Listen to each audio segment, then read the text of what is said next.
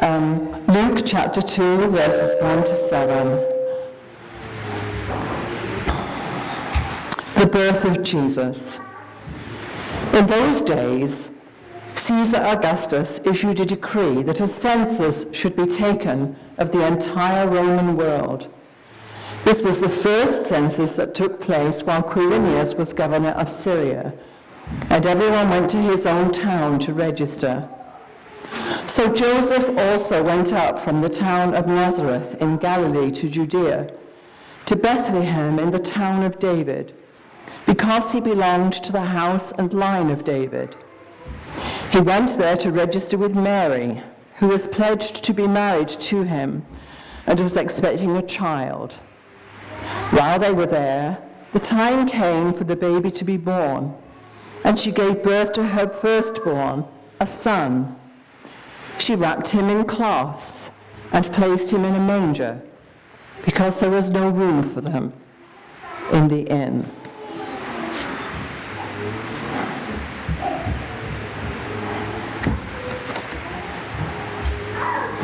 And given that background, this little story, I think, will bring a whole new light. It's a true story, and I'm going to share it partly by reading, partly from my mind. A nativity scene without the baby Jesus. I have one proudly displayed in my home each Christmas. It's a reminder of the holiday when I bought the gift. I was bitter and disheartened that year because of very painful personal circumstances in which I found myself. My mind was filled with childhood memories of huge trees, glittering decorations, special gifts, and the love we shared as a close family. Every time I'd think of them, I'd burst into tears, knowing I would never feel the spirit of Christmas again. But for the sake of the children, I decided to make an effort and joined the throngs of last-minute Christmas shoppers. They pushed and shoved and complained as they grabbed from shelves and racks. Christmas tree lights dangled from half-opened boxes, and the few toys and stuffed animals left sitting on the shelves reminded me of forlorn orphans.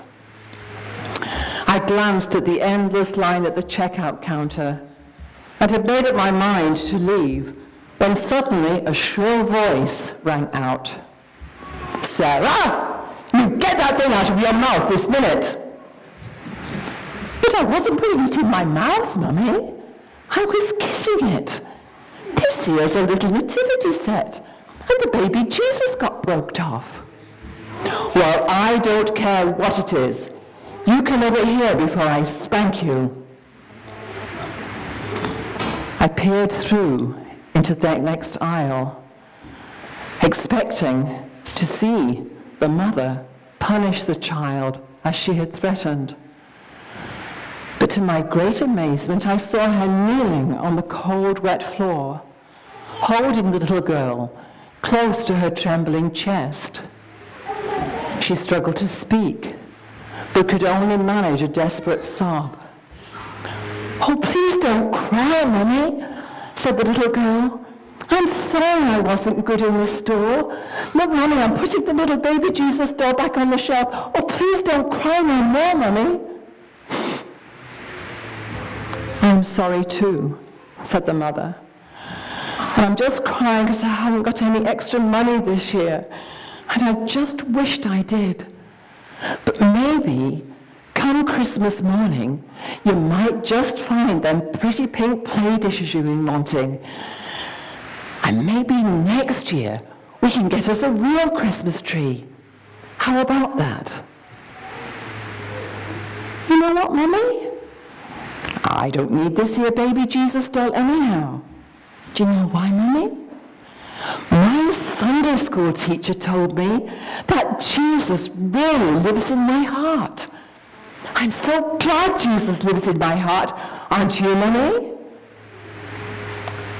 I watched the little girl take her mother's hand and walk with her toward the front of the store.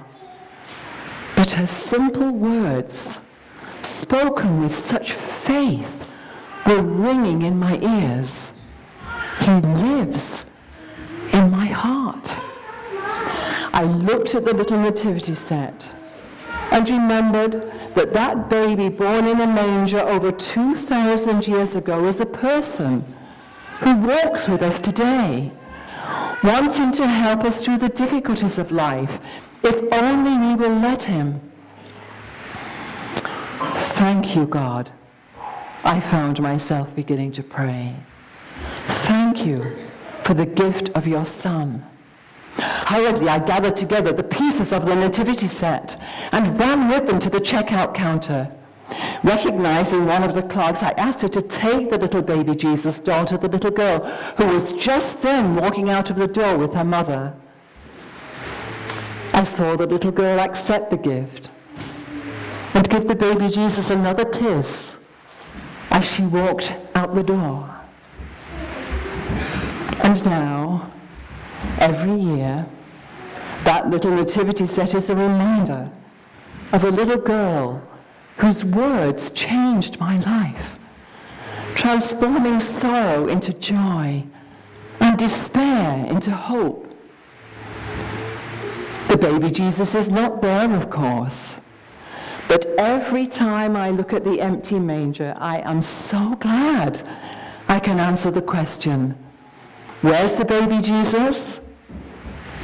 He's in my heart.